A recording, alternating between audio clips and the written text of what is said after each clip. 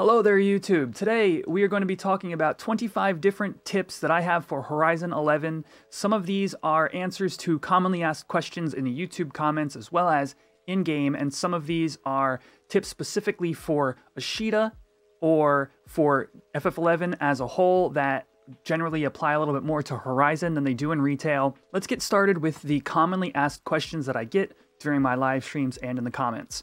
First of all, is the auction house shared? Yes, it's shared between all of the starting cities and Juno. Second, rent-a-rooms. You have to rent a room once. I believe you have to go through the dialogue when you're in another city. After that, you never have to pay again. Next, how to talk in Yell chat. Now, this one's a little weird to players who've played 11 in the past. You're like, what do you mean how to talk in Yell chat? You just type /yell. The first time you do so in Horizon, you're going to have to accept the terms of Yell chat. They've added a little bit of terms to make sure that players aren't being abusive and aren't being spammy in Yell chat. It's generally just supposed to be used for things as shouting for parties, shouting for tellies, stuff like that. And you have to type something like !yell accept. Next, stun. I don't know if this has changed, but as far as I can tell, if you try to stun with a weapon skill, a mob's TP ability, I do not believe they lose their TP here. I'd have to test that a little bit further, but if that seems like a strange behavior to you, that might be what's going on. You try to stun a mob's TP move, and it just uses another move. Now, this is still helpful for mobs that do things like Blood Saber, which drains your whole party, because you may stun that move, and then it decides to use Black Cloud instead, such as on Skeletons and Guskin. But this is a different behavior from both retail and in-era mob behavior. Next up, shields. Shields are very good in Horizon, and it's why you can actually do a warrior with like axe or sword and shield tank. It's something about the base block rate is a lot higher here. I'm not sure what the calculations are, and there are people that are definitely going to be looking into the actual math of this at some point. But essentially, don't be afraid to tank on warrior with a shield. In addition to that, Defender has changes made to it for Horizon where you get an increased block rate as well as a straight DT, or it might be PDT actually. I think PDT and increased block rate. So that's why you'll see a lot more warrior tanks here on Horizon than normal. Next up, I want to talk about some thief weapon skills. So people ask me why I'm not using Viper Bite in parties because I am a level 50 thief now. It's because Wasp Sting has been tuned to be very good, especially with Sneak Attack or Trick Attack, probably up until Dancing Edge as a replacement. Now, there are players on both sides of this conversation. You would think that, you know, Viper Bite being such an iconic part of Thief's kit for a certain leveling range, that it should be more powerful. Now, I believe that... Hello, Fraley's. I believe that the devs have said that there is something about Viper Bite that will make it better than Wasp Sting under certain situations. And just as far as I know and the community knows, Wasp Sting will continue to outperform Viper Bite.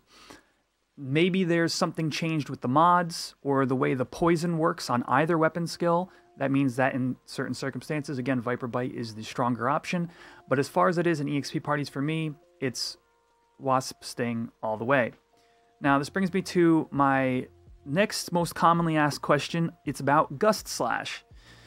Gust Slash was in retail and in era a wind magical weapon skill, and that weapon skill was not able to be stacked with Sneak Attack or Trick Attack for that very reason. Normally in FF11, straight magic weapon skills are not Sneak Attackable. However, something about Horizon's implementation, whether they decided to actively make Gust Slash a hybrid weapon skill, or if they just flagged it so it stacks with Sneak Attack and Trick Attack, whatever the implementation here is, it is used, it can be used with Sneak Attack or Trick Attack. There was a period of time somewhere in the dunes where I was doing more damage with Gust Slash over Wasp Sting. However, that hasn't been for a while now, and I imagine maybe something that's Wind Weak later on that may come up again. but just know that you can in fact use Seda with Gust Slash.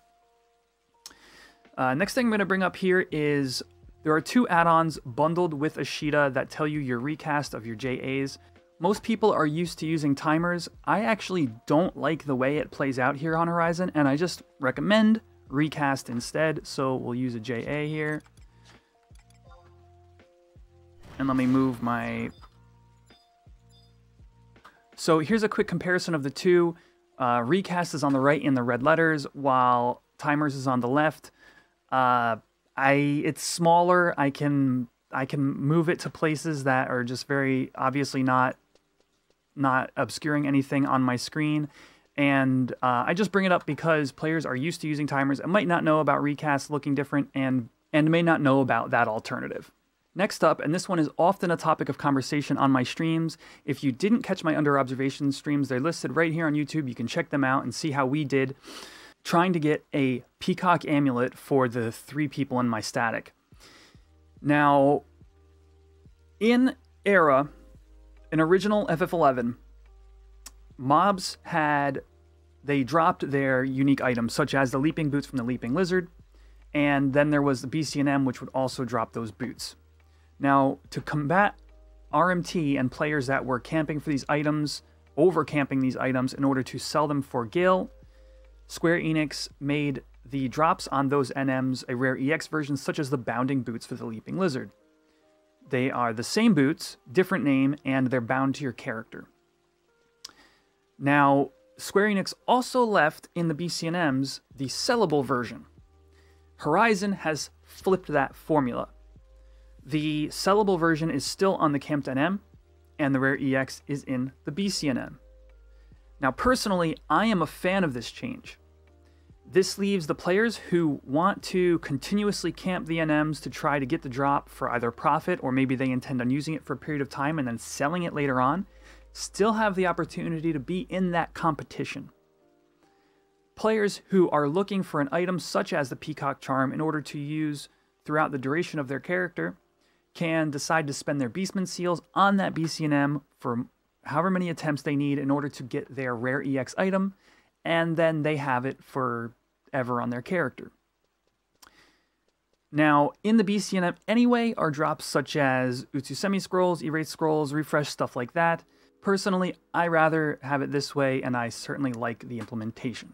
Next up, private versus retail interference. Horizon has been bundled with an Ashita launcher in its installation. So when you install Horizon, it comes with a sandboxed install of Ashita that is independent from any of your other installations on 11 on your machine.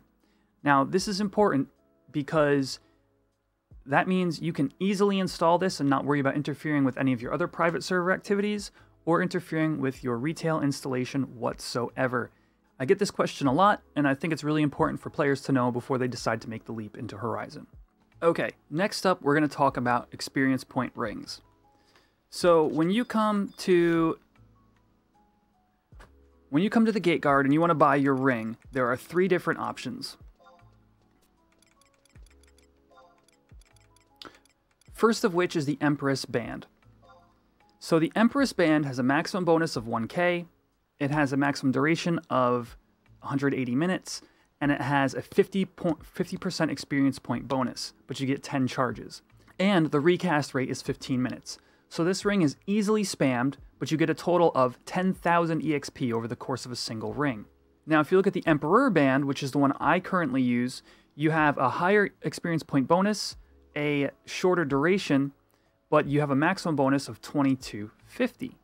Now, it's going to take you longer to reach that maximum bonus, but if you count it up, you get a total of 11,000 EXP instead of 10 over the course of this ring. So it's a little bit riskier. The 3 rings essentially represent a risk versus reward of can you complete your ring in the amount of time allotted. This ring will give you more bonus EXP, but you have to know that you're going to be getting enough, your party's going to stay together long enough for you to finish the duration of your bonus. Before we move on to the 3rd ring, note it is a 1-hour recast, a little less spammable, and you only get 5 charges. So you have to be more selective about when you activate it in a party. Now, the third and final ring is the Chariot Band. So if you look at this one, yes, you get a higher experience point bonus in your party, and you get 4,000 bonus over the course of the ring, which equates to a total of 12k over the 3 charges. However, it's got a 16-hour recast and a maximum duration of 2 hours. So once again, this is the other side of the risk versus reward, where if you can't reach that bonus of 4,000 in the course of your party after you've used your ring, you may end up wasting it because you only have those 2 hours in order to utilize it. You need to be extremely selective when and where you use this ring, but it does grant you more bonus EXP over the course of its life. So those are the 3 rings, and that's the difference between which ring you want to pick. If you have less focus time, or you find the level range you're in often has parties disbanding, you're going to want to choose a simpler ring such as the Empress Band. Next up is Mog Wardrobe slots. So the Mog Wardrobe is a place where you can store gear specifically, anything that can be equipped onto your character. I currently have 25 slots. That is because you get slots as you progress through missions and other milestones. The first 10 slots are awarded to you upon reaching, I believe it's rank 2. It's either rank 2 or 3. I don't remember which off the top of my head. But what is a wardrobe and how does it work? So a wardrobe can equip gear for you, whether it's through a macro or through your regular equip screen. You can just come here and you can see I have that blue 1. This is my inventory. This is my wardrobe. So originally in Era, there were no wardrobes, so you'd have to bring everything around in your inventory that you wanted to equip on your character for a party. It made it especially taxing on, red mages who had different gear sets for different spells. But Horizon has given us, as we progress, access to these wardrobe slots, basically as the need essentially arises. The further you get in the game, the more wardrobe slots you're going to need. Okay, I just looked it up. Yes, it is rank 3 gets you 10. It is rank 3 gets you 10 wardrobe slots. After that, I know you get some wardrobe slots unlocked when you unlock your first advanced job. Advanced jobs are a specific set of jobs that were added in expansions. You can see here, I've only unlocked Ninja. The different advanced jobs currently offered are Ninja, Beastmaster, Paladin, Dragoon, Samurai, Bard. I believe that's all of them. So yeah, so unlocking one of those, any one, doesn't matter, will get you 5 slots, and that's it. You don't need to unlock any further advanced jobs in order to get more slots, but you will get more when you, I believe, also when you unlock a sub job, and also when you do limit break. So I did LB1, and I got more slots as well. Okay, next to some Ashita specific tips that I like to use. First of which, you may notice it's been pretty dark. F11. When you press F11, if you haven't adjusted this setting at all, it's going to be extremely bright. I recommend going out to the dunes and giving it a shot. However, if you press the insert key and you bring these numbers down, they should be 255, bring these down to I like 120, that'll be a nice average ambient lighting. Very helpful for your use inside of underground areas where it can often be very dark and you can't see, pathways and stuff like that. Next up, how do I move the minimap? Very common question, very simple answer. Hold Shift, click it, and drag it around. Minimap is one of the plugins bundled into Ashita and is something many players use, but you may not know how to just move it. In general, everything in Ashita that is an add-on can be moved with Shift, click, and move. Next up, you may have seen a short for this already that I put out. If you haven't already, make sure to subscribe to the channel and you'll get all sorts of bonus little tidbits like this one. But the other thing that I get asked a lot about the minimap is how to make it square. If you type in /mm, you click theme settings, you can have circle or square. I personally think square fits in a little bit more with the overall layout of my game and stream. Next up, another very important option people ask me about. If you look at my signet and you look at my, let's say, sneak attack, you'll see the duration timer clicking down, and they ask me what add-on is that. Actually, it's an in-game setting. This will enable the timers underneath your buffs at the top of your screen, as well as your debuffs. A couple other tips that are simply contained in FF11 is /cm.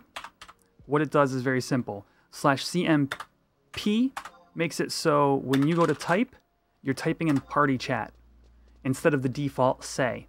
You can do /cml as well for link shell. I believe shout, let's see, there's link shell /cm shout.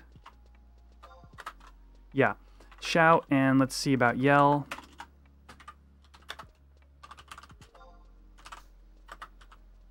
You cannot do cm yell.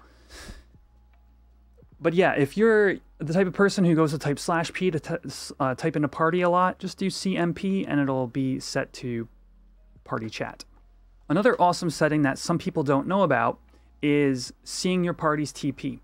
Typically, people will load an add-on to do this, and some people like the way add-ons add extra functionality to seeing your party's TP, such as seeing monster HP percentage, things like that. If you just want to quickly be able to do so in-game and never have to load anything, /party info show TP. If you take a look, there's no TP under my name. Now there is. That's that 0 right there. So that's what I prefer to use. It's basically built into the game, and I tend to like keeping as many things that are built into the game visual as I can. Last couple of tips here is FPS. So there's an add-on bundled with Horizon called FPS, and if I type /FPS2, this is 30 FPS. There may not actually be any difference in this video. Let's type in FPS3.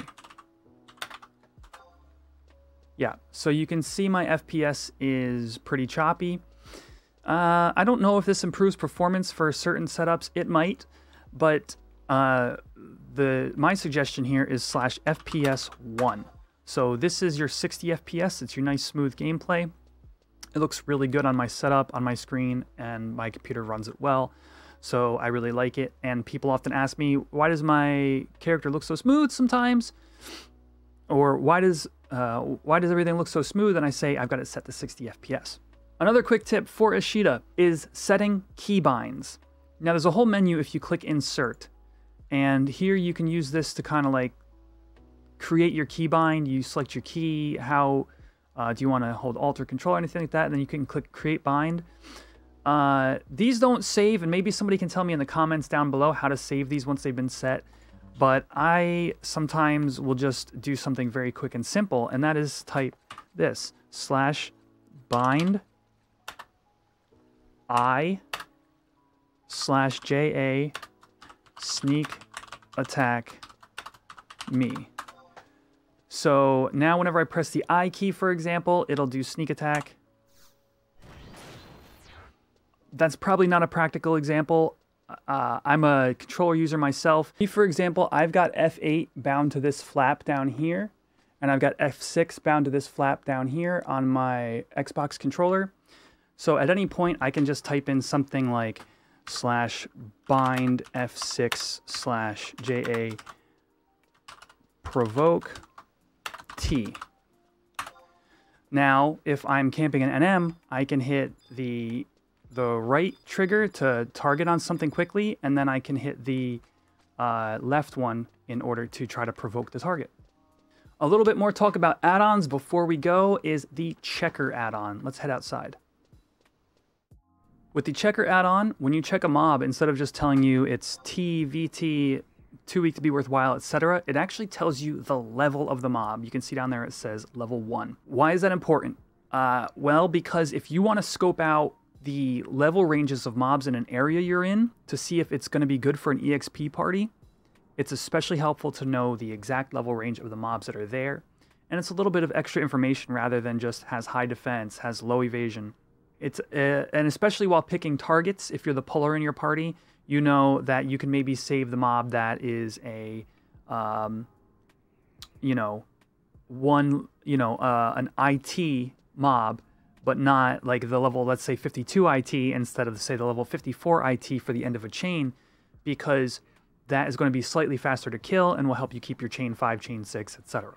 Lastly, the question that I get all the time is about a couple of add-ons that are not bundled into Ishida, such as such as the add-on points, which you can see at the top here. It tells me my EXP per hour, the job I'm on, things like the amount of gil I have. This add-on is not bundled into Ashita, but it is on the approved list, as well as deeps, which I use to determine my hit rate while I'm in battle to make sure if I need to make any adjustments. So you can see here I have 100% hit rate, and that's good to know. You need to know how you're doing against your targets, and maybe use sushi over meat myth kebabs or what have you. Now, neither of these are bundled into Ashita, but again, they are on the Horizon approved list. How do I get them into Horizon? This is where I recommend hitting up my Discord for 2 reasons. One, we have an add-ons channel listed where you can find the downloads for these. But also, I've got a text file that will allow you to save settings such as FPS 1 and your ambient light settings on load. So definitely check that out. Linked in the description below, we have the link to my Discord. The quick answer is you need to find the Ashita version 4 version of these add-ons. That was a lot of the word version, but it's true. Ashita version 4 version of these add-ons. Some add-ons are designed for Ashita 3. You need to find the Ashita 4 copy. Once you do find the Ashita V4 version of an add-on, you're just going to want to drag it into your Horizon game add-ons folder and drop it here. It's a very simple process, but the trouble is sometimes locating the V4 version. Again, check the Discord if you want quick links to all of that. So that's going to do it for today's tips. I try to just canvas everything that has been commonly asked on my streams and in the comments section down below. Feel free to ask any other questions that you want to have answered here in the comments. And also check me out live here on YouTube. At the moment, I'm basically streaming on Tuesday, Thursday, Saturday. You'll see thumbnails and notifications for those things. So subscribe to the channel for future Final Fantasy XI content. Ring the bell if you want to hear those notifications when I go live, and I'll see you in the next video. Peace out.